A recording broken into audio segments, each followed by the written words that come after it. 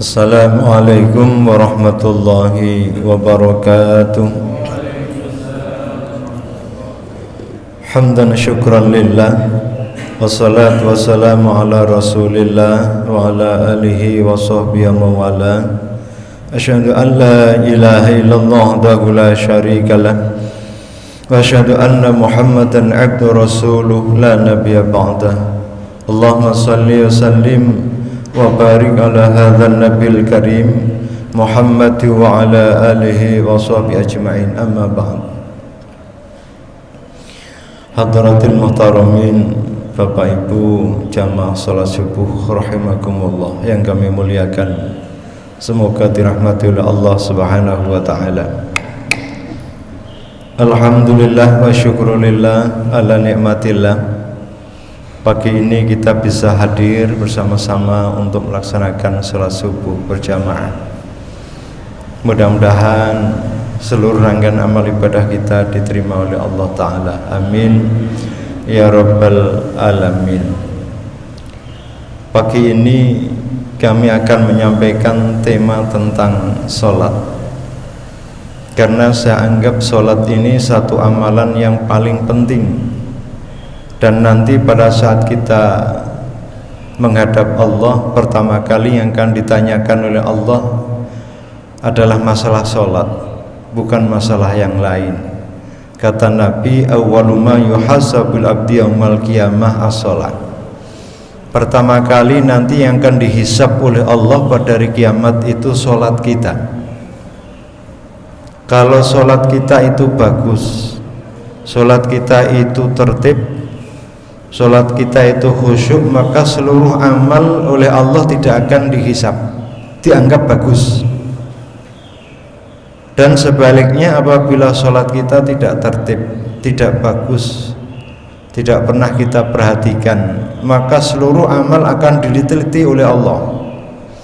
Karena itu menjadi penting, menjadi barometer masalah sholat ini. Karena Nabi pernah mengatakan, jika orang itu sholatnya benar, pasti perilakunya benar.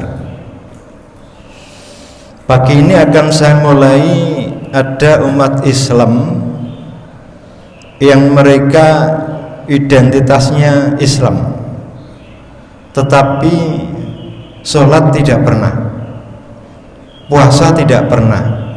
Yang kita kenal dengan Islam KTP. Itu besok yang masuk surga KTP-nya, orangnya tidak. Padahal Nabi itu ketika orang sudah menyatakan dirinya Islam, Muslim, maka Nabi akan selalu mengawal dan mendidik, mengajak supaya mereka harus melaksanakan rukun Islam atau sholat. Jadi ini menjadi perhatian Nabi. Begitu orang menyatakan Islam, ya harus sholat. Tapi masih kita saksikan di sekitar kita ini banyak orang-orang Islam yang ketika ada panggilan azan, waktu sudah masuk waktu sholat, tetapi mereka tidak mengerjakan sholat. Karena itu ada satu ayat yang perlu untuk kita renungkan, Maryam 59. A'udzu billahi samil alim minasyaitonir rajim. Fa khalafa badim khalfun adau shalah wa tabu syahwat fasawfa yalqawna ghayya. Akan datang satu era, satu generasi di mana manusia itu adau shalah, menyia-nyiakan salat. Jadi sudah banyak kita saksikan umat Islam itu yang menyia-nyiakan sholat. Satu contoh yang mudah, sebagai seorang pendidik, sebagai seorang guru, atau apapun profesinya, itu baik apabila kita, atau kita sebagai dosen ya misalkan, pasti yang akan kita tanyakan pertama itu, siapa di antara kalian yang sudah sholat 5 waktu? Nyaris nggak ada angkat tangan, Pak. Ini menjadi prihatin, ya, keprihatinan bagi kita semua. Padahal kalau dilihat penampilannya, performanya pakai kerudung yang wanita. Tetapi mereka mungkin sholat itu masih menjadi nomor yang kesekian. Contoh yang kedua, ketika azan dikumandangkan, anak-anak itu duduk di samping masjid tapi nggak sholat. Ini fenomena generasi sekarang ini.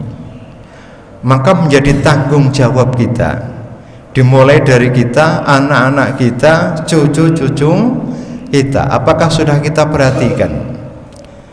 Meskipun sudah kita perhatikan, apakah bacaan mereka itu sudah sesuai dengan tuntunan Islam atau belum? Karena itu ketika Allah menyampaikan fakhalafa bain khalfun atau sholat, akan datang satu generasi yang mereka menyia-nyiakan sholat. Apakah generasi sekarang ini? Wattaba'u syahawat, dan justru mereka memperturutkan hawa nafsu. Jadi kalau kita lihat yang sholat subuh saja ini, kan hampir semuanya sudah lansia tuh. Coba anak-anak kita juga perhatikan, ini sudah di atas 50 semua, kecuali putranya Pak Haji Bani sama Pak Haji Amin. Tapi sebelum melihat ini, siapa si Azam, nanti kalau selesai minta tanda tangan ini, akan saya tanyakan, enggak kelihatan. Tapi sudah luar biasa, ya. Jadi kalau anak-anak sudah dikenalkan untuk sholat, itu sudah betul. Karena nanti Nabi itu sudah pernah wanti-wanti, muru auladakum bisolah wahum sab'ah. Perintahkan anak-anakmu ketika usia 7 tahun. Ini kata Nabi. Apakah kita sebagai orang tua sudah memerintahkan anak-anak kita untuk sholat ketika usia 7 tahun? Ini pertanyaan, karena perintah Nabi. Wadribuhum wa huwa ibnu asyrin. Bahkan Nabi merintahkan pukul mereka apabila usia 10 tahun belum disiplin untuk melakukan sholat. 10 tahun, Mbak. Ini harus sudah dipukul. Padahal ada anak-anak kita usia 40-50 tahun belum tertib sholatnya. Apakah perlu dipukul? Saya pernah menyaksikan seseorang yang saya kenal, Pak. Saya kenal, Nyon Sewu, mohon maaf, waktu adzan, waktu qomat, mereka duduk di samping masjid tapi nggak sholat. Saya perhatikan itu, tapi saya nggak nyebut nama, ya. Jadi ini menjadi keprihatinan kita bersama.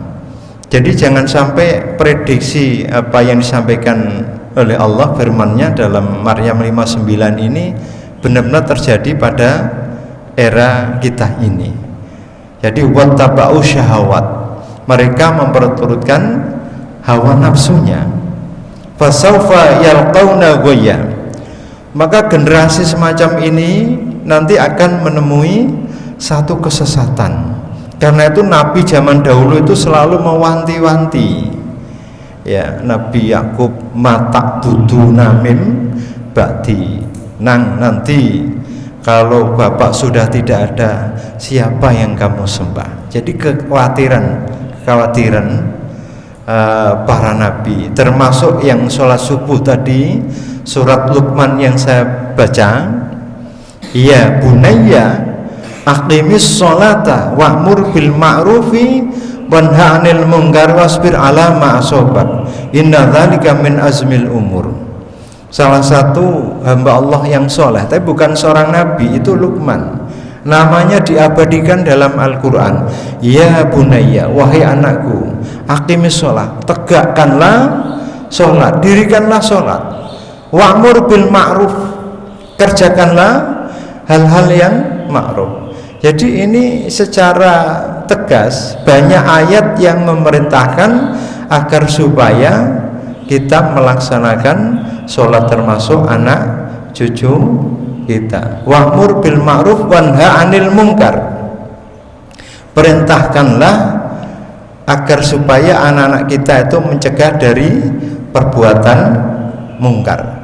Ini selalu kita diingatkan oleh Allah Subhanahu wa ta'ala. Karena itulah mari kita jaga diri kita, anak-anak kita agar supaya mereka mendirikan sholat. Jangan sampai nanti di akhirat sudah terlanjur kita menghadap Allah, ternyata meninggalkan generasi yang mereka itu tidak melaksanakan sholat.